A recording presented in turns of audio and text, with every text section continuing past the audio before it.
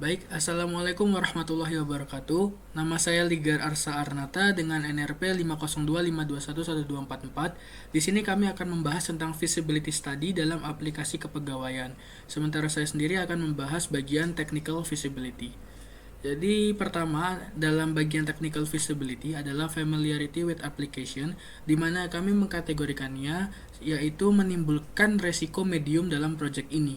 Kenapa kita mengkategorikan seperti itu? Karena Departemen Teknologi dan Pengembangan Aplikasi ini sudah familiar dengan proyek seperti ini. Serta jika kita lihat pada instansi lain, sudah banyak yang melakukan pendataan pegawai, pengelolaan data, serta pencantuman prosedur tata kerja melalui teknologi yang berbasis aplikasi seperti ini. Namun masih bisa dikategorikan sebagai beresiko sedang atau medium karena departemen ini itu belum memiliki banyak pengalaman tentang proyek seperti ini atau memiliki sedikit pengalaman dalam mengatasi proyek seperti ini, seperti itu. Lanjut adalah familiarity with technology. Resiko yang ditimbulkan dari familiaritas dengan teknologi ini terbilang cukup rendah atau kategorikan low gitu ya. Karena Departemen Teknologi dan Pengembangan Aplikasi ini pastinya sudah memiliki pengetahuan atau knowledge yang mendalam tentang bagaimana sih cara membangun aplikasi yang mumpuni dan dapat dipakai di instansi ini nantinya. Oleh karena itu bisa dikategorikan sebagai beresiko rendah dalam familiarity with technology-nya. Lanjut ke project size-nya, bisa kita kategorikan sebagai medium to high atau sedang ke besar, karena dalam perealisasiannya nantinya akan membutuhkan banyak kontribusi dari orang yang akan mengembangkan aplikasi ini. Dan juga, aplikasi ini tuh nantinya akan digunakan untuk menyimpan segala informasi data dan akan dipakai oleh seluruh pegawai dalam suatu instansi tersebut. Sehingga mau tidak mau itu sistemnya harus dipelihara secara berkala dan terus-menerus. Oleh karena itu masih bisa kita kategorikan beresiko medium to high atau sedang ke besar. Yang terakhir adalah compatibility atau kesesuaian. Kesesuaian dari proyek ini itu bisa dibilang sangat baik atau sangat sesuai karena dengan terrealisasinya proyek ini nantinya pendataan sekaligus pengelolaan data pegawai itu bisa dilakukan dengan mudah dan praktis sehingga dapat mendukung kelancaran bisnis atau kelancaran pelaksanaan dan fungsi dalam bidang administrasi kepegawaian nanti itu akan tercipta dengan efektif dan efisien. Oleh karena itu, proyek ini itu sangat direkomendasikan untuk direalisasikan. Seperti itu kurang lebihnya pada bagian technical feasibility. Terima kasih. Oke, baik. Perkenalkan nama saya Dimas Prihadi Setiawan dengan NRP 50252111184. Jadi hari ini saya akan menjelaskan apa itu economical feasibility. Jadi economical feasibility itu kayak itu seperti mengacu pada pandangan biaya dan logistik dari sebuah proyek atau usaha bisnis. Nah, jadi seperti apa ya, seperti sebelum memulai usaha baru, mayoritas bisnis itu melakukan riset atau studi kelayakan ekonomi. Jadi mereka itu menganalisis data terlebih dahulu untuk menentukan apakah biaya proyek, proyek baru yang direncanakan nantinya akan menguntungkan perusahaan atau tidak. Nah, perusahaan dapat menentukan kelayakan ekonomi sendiri atau mereka dapat memperkerjakan perusahaan eksternal yang mengkhususkan diri dalam melakukan studi kelayakan ekonomi. Nah, jadi tujuan dari setiap bisnis dalam masyarakat kapitalis adalah untuk menghasilkan keuntungan atau pendapatan positif sebanyak-banyaknya. Nah, meskipun beberapa ide mungkin terlihat sangat bagus pada awal ya, mereka mereka tidak selalu layak secara ekonomi. Nah, hal ini berarti bahwa mereka mungkin tidak menguntungkan atau bahkan tidak mungkin dalam anggaran perusahaan. Nah, jadi karena perusahaan sering menentukan anggarannya beberapa bulan sebelumnya, nah penting untuk mengetahui beberapa banyak anggaran yang harus dialokasikan untuk proyek-proyek yang akan datang atau ada di masa depan. Nah, kelayakan ekonomi itu membantu perusahaan menentukan jumlah dana yang dibutuhkan sebelum suatu proyek akhirnya disetujui.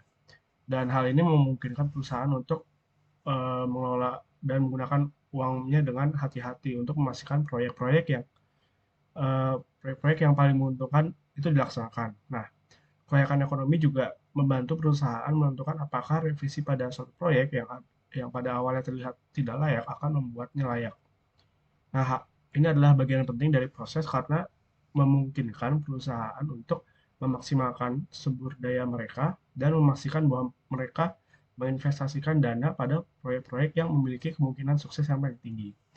Nah, jadi di cost benefit analysis ini di sini ada 4 poin ya. Ada 4 poin yaitu ada Ada present value, yaitu present value adalah jumlah investasi saat ini dibandingkan dengan jumlah yang sama di masa depan, yaitu dengan memperhitungkan inflasi dan waktu. Jadi ini ada rumusnya di sini ya. Jadi present value sama dengan future value per 1 plus R pangkat N. Jadi PF itu adalah PV adalah present value atau nilai sekarang, lalu FV atau bisa disebut dengan nilai masa depan, lalu R adalah tingkat bunga atau diskon, dan N adalah jumlah periode waktu.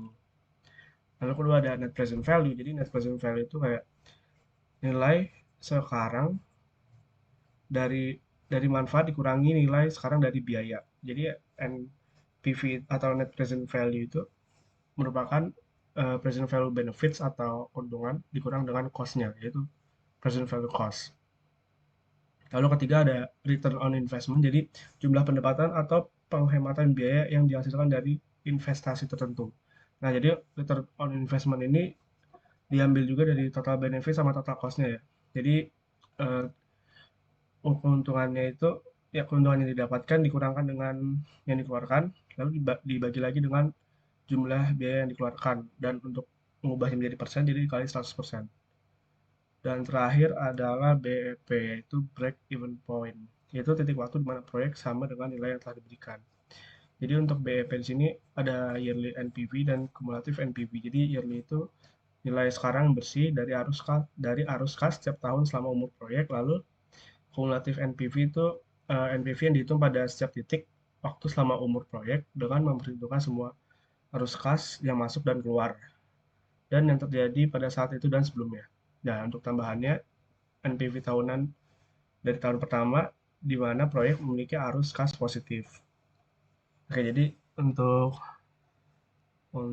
contohnya di sini ada perhitungan cost benefit analysis pada salah satu sistem informasi manajemen kepegawaian.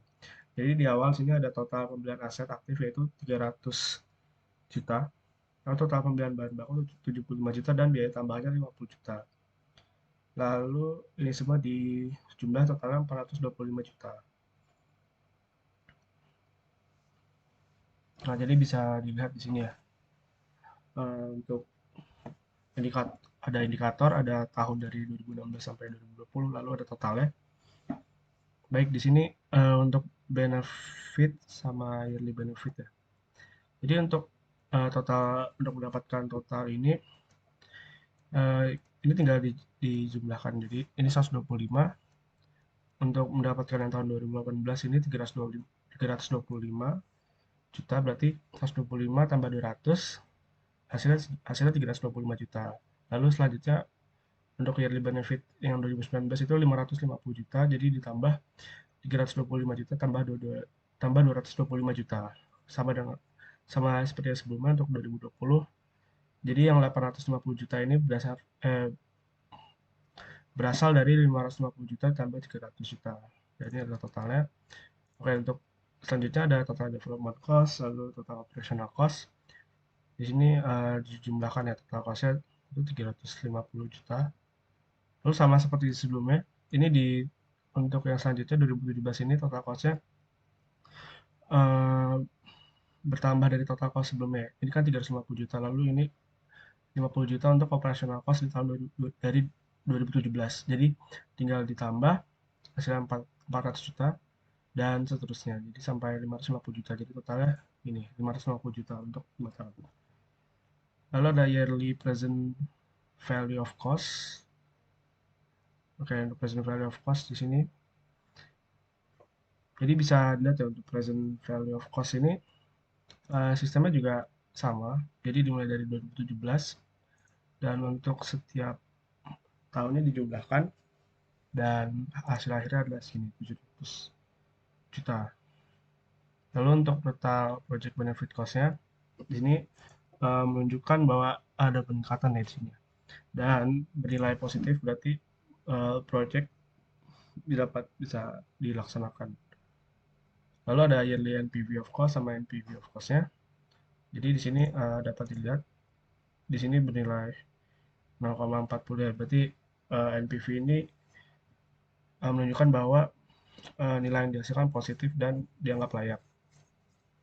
Lalu yang terakhir ada return of investment-nya yaitu 0,55. Dan bisa dilihat ya di sini uh, tumbuh dari minus menjadi plus. Dan terakhir ada BP, ada break even point unit ya. Di sini break even point unit yang didapat adalah 3.667 dengan break even point waktu 37 bulan. Nah, jadi di sini ada beberapa kesimpulan.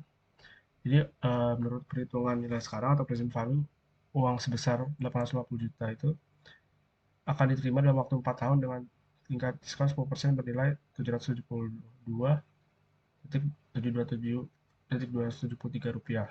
Nah, dari hasil perhitungan project benefit cost, dapat disimpulkan bahwa proyek tersebut layak dilaksanakan karena manfaat finansialnya lebih besar daripada biaya yang ditujukan oleh PBC yang lebih besar dari satu. Lalu ketiga, dalam kasus ini investasi tersebut dianggap layak karena NPV-nya sebesar 0,4 miliar rupiah. Jadi saya sudah sebut ya di sini. Nah, ini berarti menunjukkan bahwa nilainya didasarkan positif. Lalu yang keempat, untuk mencapai titik impas atau BP, perusahaan harus berhasil menjual 3.667 unit produk per bulan.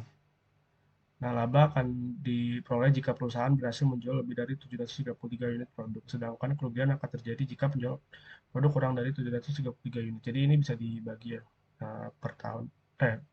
Jadi sini ada 2016 sampai 2020, jadi ini bisa dibagi 5 dan hasilnya adalah segini.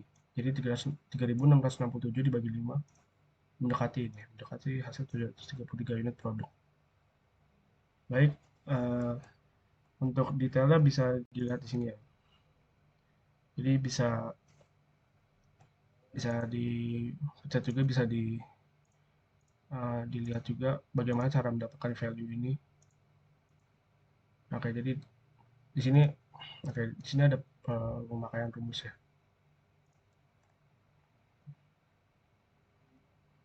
Nah, nih present value. Present value dipakai di sini.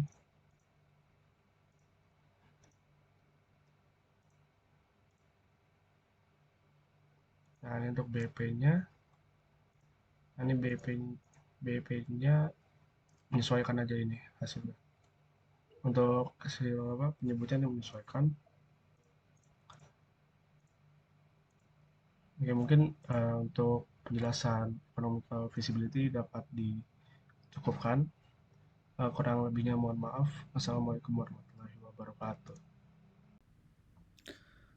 Baik, saya Muhammad Kamanov dengan NRP 502521180. Di sini saya akan membahas bagian dari feasibility study, bagian organizational feasibility. Yang pertama itu ada project champion.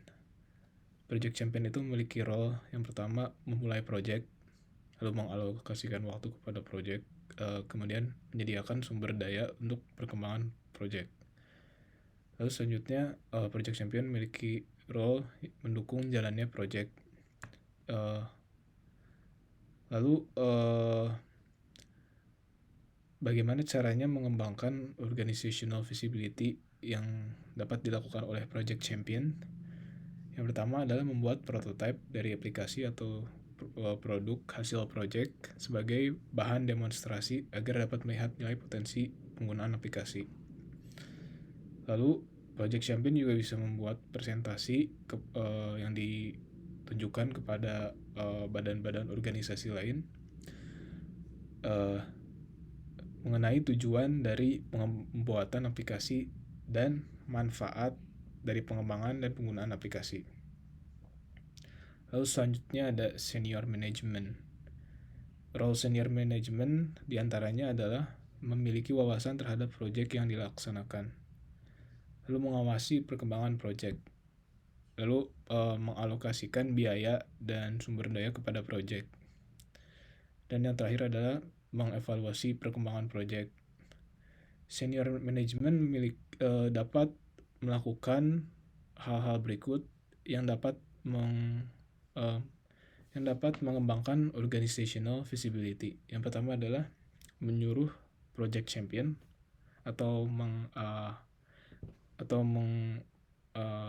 menyuruh project champion untuk berkomunikasi dengan rekan lainnya mengenai pembuatan aplikasi.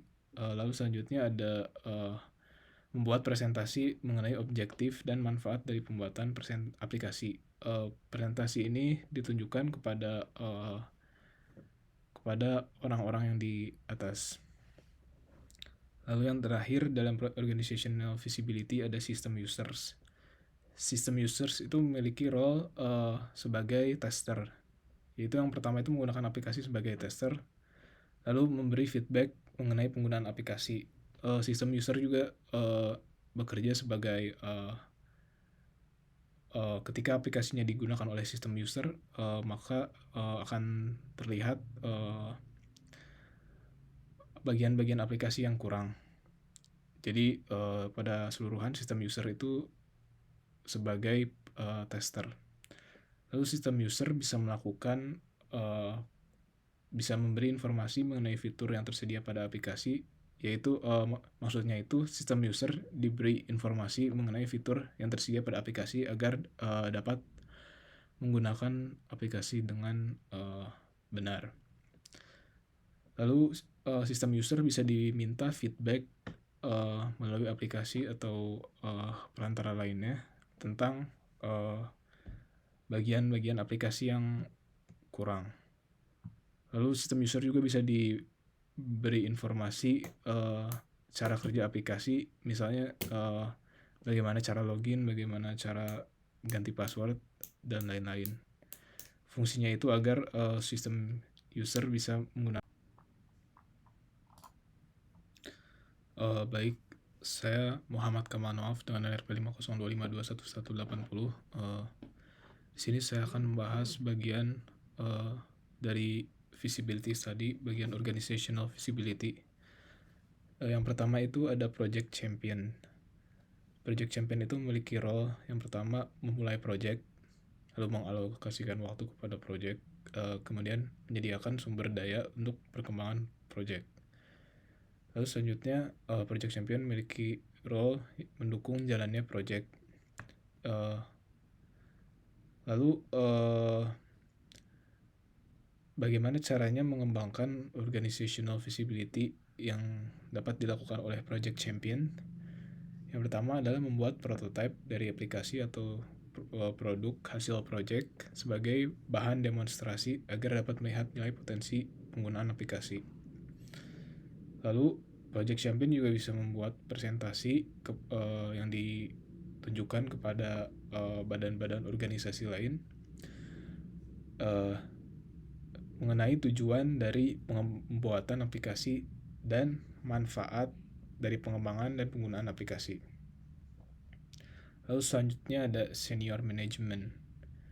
Role senior management diantaranya adalah memiliki wawasan terhadap proyek yang dilaksanakan, lalu mengawasi perkembangan proyek, lalu mengalokasikan biaya dan sumber daya kepada proyek. Dan yang terakhir adalah mengevaluasi perkembangan proyek. Senior management dapat melakukan hal-hal berikut yang dapat mengembangkan organizational visibility. Yang pertama adalah menyuruh project champion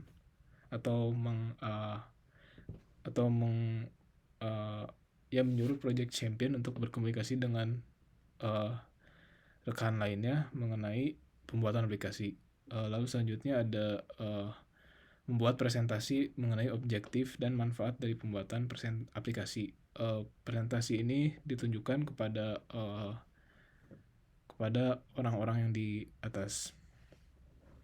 Lalu yang terakhir dalam organizational visibility ada system users. System users itu memiliki role sebagai tester. Yaitu yang pertama itu menggunakan aplikasi sebagai tester, lalu memberi feedback mengenai penggunaan aplikasi. System user juga bekerja sebagai ketika aplikasinya digunakan oleh sistem user, maka akan terlihat bagian-bagian aplikasi yang kurang. Jadi pada keseluruhan sistem user itu sebagai tester. Lalu sistem user bisa melakukan bisa memberi informasi mengenai fitur yang tersedia pada aplikasi, yaitu maksudnya itu sistem user diberi informasi mengenai fitur yang tersedia pada aplikasi agar dapat menggunakan aplikasi dengan benar. Lalu sistem user bisa diminta feedback melalui aplikasi atau perantara lainnya tentang bagian-bagian aplikasi yang kurang. Lalu sistem user juga bisa diberi informasi cara kerja aplikasi, misalnya bagaimana cara login, bagaimana cara ganti password, dan lain-lain. Fungsinya itu agar sistem user bisa menggunakan aplikasinya dengan benar. Selanjutnya ada bagian dari rangkuman organizational visibility, yaitu proyek ini bertujuan untuk meningkatkan efisiensi manajemen sumber daya manusia. Proyek ini membutuhkan sumber daya manusia yang cukup tinggi karena pembuatan aplikasi ini diperlukan orang-orang yang ahli membuat aplikasi.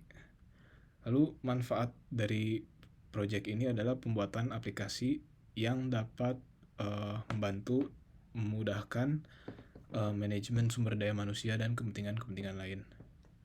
Karena aplikasi tersebut dapat meningkatkan efisiensi dan mengurangi waktu yang diperlukan untuk pada suatu pekerjaan tertentu, ini akan berdampak pada seluruh badan organisasi. Oleh karena itu, proyek ini memiliki manfaat yang tinggi sehingga patut untuk dilakukan.